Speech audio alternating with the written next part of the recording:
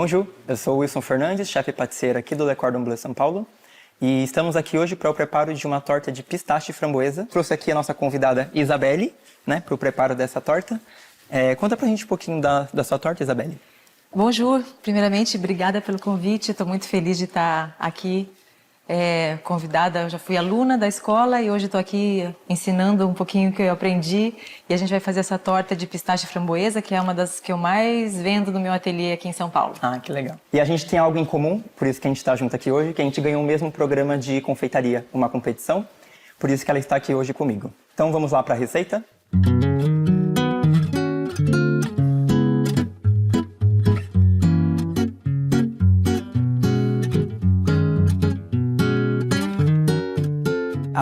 A criação da torta de pistache na verdade, é mais uma combinação entre o pistache e a framboesa, que é um clássico, né? Muitas pessoas gostam bastante. Inclusive, a receita que foi replicada hoje, a gente ofereceu para que a Isabelle ela trouxesse pra gente. E aí, a minha versão, eu simplesmente peguei tudo que tinha da criação dela e eu fiz uma versão autoral minha mesmo. Mas é uma receita muito clássica, né? O pistache e a framboesa são uma combinação muito boa. E a gente consegue utilizar ele de diversas formas. Foi o caso do que ela trouxe, combinando o pistache e a framboesa em texturas diferentes.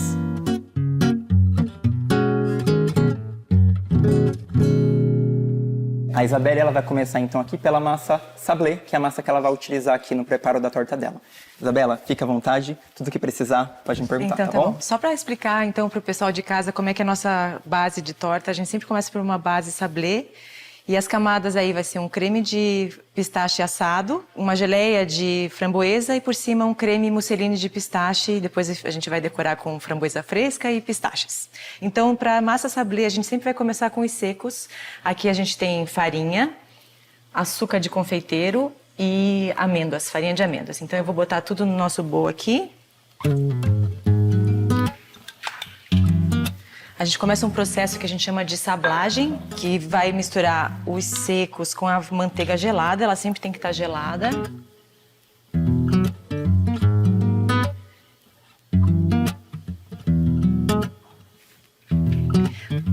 Quando a gente colocar na batedeira, ela vai formar uma areia. A gente vai mostrar já já como deve ficar essa massa. A farinha de amêndoas é bom para dar um gostinho, né, chefe Wilson? Sim, fica muito bom. A farinha de amêndoa, quando ela vai pro forno, ela acaba soltando um pouco do óleo, né, que faz parte da composição dela. E isso também traz um sabor extra aqui pra massa, né, Isabelle? Ah, eu adoro. Massa muito sablé bom. É tudo de bom.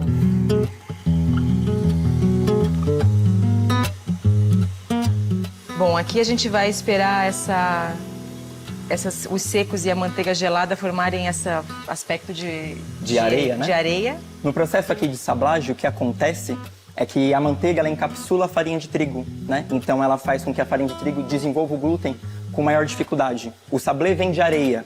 Então aqui na batedeira o que a gente busca é esse aspecto de areia, a areia da praia que a gente fala, né? É isso que você falou, é bem importante, porque quando a manteiga ela encapsula a farinha de trigo, ela vai deixar a massa muito mais crocante e ela não vai encolher na forma. Exatamente. Porque muitas pessoas que fazem em casa vão fazer a torta e ela encolhe, porque desenvolveu demais, né, o glúten. Então, dessa forma aqui você garante que a torta vai ficar no tamanho adequado e não vai ficar dura, ela vai ficar crocante. Crocante, exatamente. Exatamente. Muito importante também que a manteiga ela esteja bem gelada, tá? Porque se ela não tá gelada, aqui ela acaba formando uma massa logo de início, porque a manteiga ela vai estar em ponto pomada, consequentemente, e a massa ela não vai ter esse aspecto de areia. Então nisso já começa a desenvolver o glúten, que para massa de torta é um inimigo. Então a gente não busca o glúten aqui na nossa massa, não é verdade? Exatamente. Então aqui ó, a gente já chegou no ponto que a gente quer. Aqui fica bem um aspecto de areia. E agora sim a gente pode colocar o líquido que seria o ovo. Então vamos acrescentar aqui.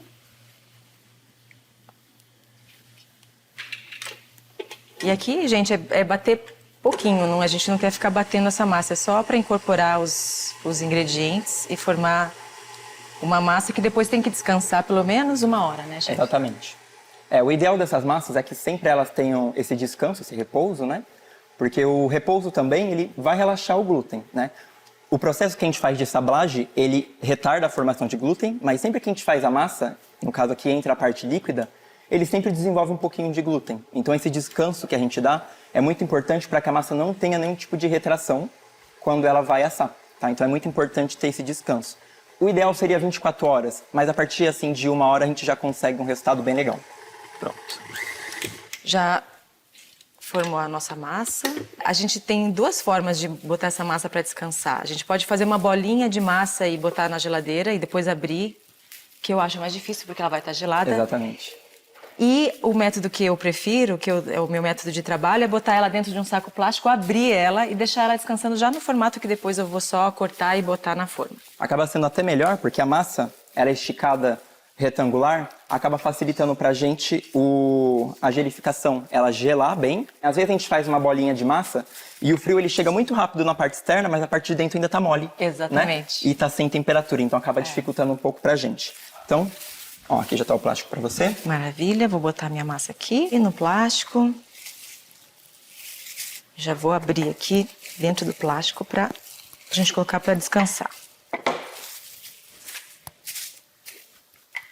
Na sua época teve a época do entremê autoral, né? Sim, eu entrei na 2ª turma que depois que a escola abriu, eu fiz parte da 2ª turma. Que legal. Então eu me sinto parte da história da Le Cordon Bleu com muito, muito orgulho, que eu estava aqui desde o comecinho. E o módulo avançado que você disse, entre meio autoral, é um baita de um desafio para a criatividade, né? Porque a gente é sorteado ingredientes, que a gente tem que bolar uma sobremesa com aquilo lá que foi sorteado. Então, parece uma competição, né, de reality. E é muito desafiador, porque na pirâmide, assim, da área da gastronomia, a criação é o topo da pirâmide, que é a parte mais difícil, né? Conta pra gente como foi o entremê, o que você fez, como foi o seu entremê autoral. O meu entremê, eu chamei ele de Ebony and Ivory, porque ele tinha 2 cores, era preto e branco. Então eu fiz uma Joconde listrada de chocolate e branco, de baunilha. Por dentro era uma mousse uma bavaroise de chocolate branco, insert de abacaxi caramelizado, caramelo e chocolate. Que legal. Então... E não deu outra, né? Foi o primeiro lugar no módulo superior. Sim. Isso aí, parabéns. Obrigada. Vou botar esse aqui para gelar. Eu saí do meu emprego e eu fiquei meio sabendo, né, o que eu vou fazer? E a escola, por coincidência, estava abrindo as portas na mesma época que eu saí de uma multinacional e entrei para a escola. E para mim isso aqui era uma guinada de carreira. Eu agarrei com todas as minhas forças e paixões, coisas que eram hobby, que eu sabia que iam ser profissão dali para frente, então eu agarrei com muita vontade o curso. Para mim era tudo muito novo e era apaixonante e foi natural, né, ter o destaque assim, foi natural pela paixão mesmo que eu estava aqui, porque né, era realmente uma mudança de vida. Bom, Massa foi descansar agora. Agora a Isabelle ela vai fazer pra gente o insert dela, que é uma compota de framboesa. Vamos lá? Vamos lá. Quando a gente pensa numa arquitetura de uma torta, a gente pensa nessas camadas, né? Sim, crocância, maciez, fruta, acidez. Então, essa geleia, essa compota de framboesa vai trazer essa acidez, essa fruta que a gente está precisando na nossa torta. Ok? Então, a gente vai começar com a framboesa aqui. Não precisa ser fresca, pode ser polpa congelada. Congelada, né? Obrigada. E a gente vai botar só a metade do açúcar, porque na nossa receita tem açúcar e pectina. A pectina é o que dá a consistência nela, né? Sim. Faz ficar cremoso, né? E quando a gente corta daí a torta, não vai escorrer aquela compota. Então ela vai dar... E a gente sempre usa a pectina misturada no açúcar. O motivo dela ter adicionado um pouco do açúcar com a pectina é basicamente porque a pectina, se ela entra sozinha aqui na polpa, ela pode empelotar. Né? Então o açúcar, ele dilui bem a pectina e quando a pectina entra em contato aqui com a polpa, ela não empelota, então ela consegue ter uma ação melhor dentro da polpa de framboesa. Isso, eu sempre uso também uma proporção de 30% de açúcar para fruta.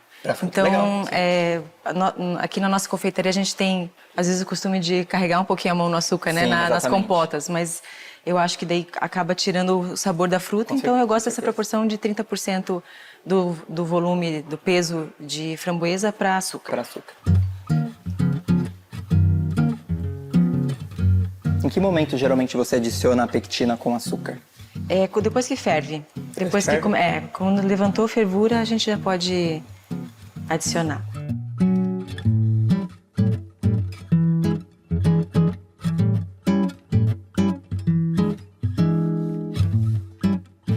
Bom, levantou a fervura, então a gente pode colocar a mistura de açúcar com pectina.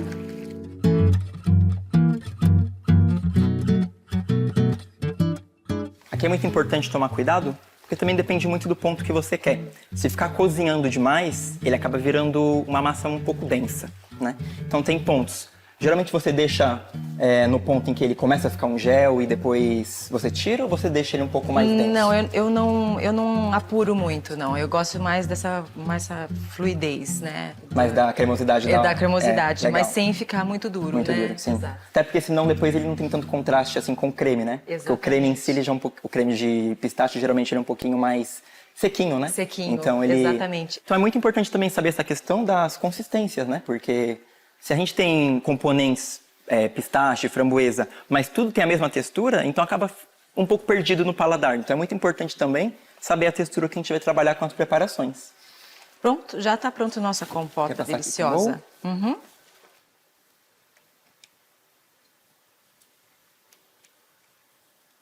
Então, como a Isabelle disse, é muito importante também a gente dosar a quantidade de açúcar, né? Porque aqui o que a gente quer é preservar a acidez da framboesa, né? Se a gente faz com uma composição com muito açúcar, muitas vezes pode acontecer de ficar muito doce e você vai desequilibrar totalmente a receita, não é verdade? Exatamente. Uma das minhas características no meu ateliê é meus doces não são muito doces. Muito doce. É assim que a gente aprende aqui na escola. Quanto tempo você deixa agora descansando? Agora na geladeira até ficar geladinho pra gente poder. Montagem. Exatamente. Tá bom. Obrigada.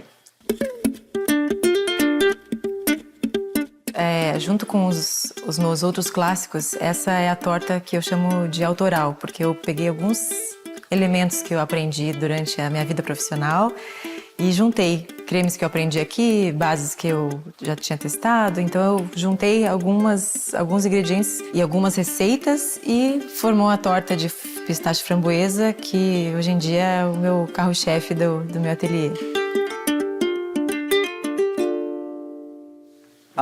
Nosso insert de framboesa está pronto, né? Tá resfriando agora. Então a gente vai passar agora para nosso creme mousseline de pistache. Então, vamos começar aqui o nosso creme? Vamos começar. Então, o creme mousseline nada mais é do que um creme de confeiteiro acrescido de manteiga. Então a gente vai começar pelo leite.